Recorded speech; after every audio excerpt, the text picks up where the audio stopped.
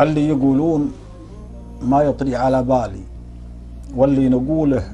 من النية وقعها بيتها بين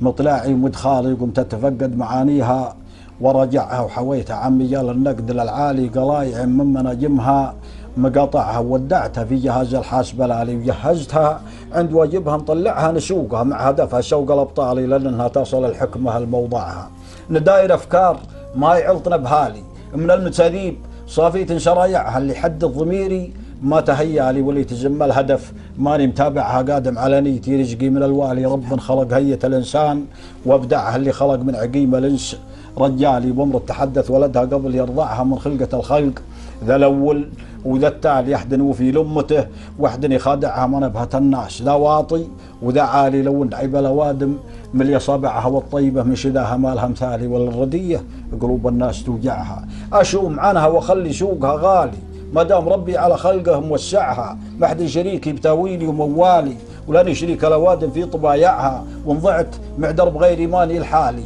على هدفها يسددها وضيعها، تهيأ الأخلاق والنية بالأعمالي، بالعود الأزرق وريح الهيل ناشعها، الجزر والمد عارفه ما يطرالي في هوج الأمواج، تقرا السفن بشرعها يا عادل كف عدلك مالك ومالي، ما تقنع الناس لأن الموت يقنعها.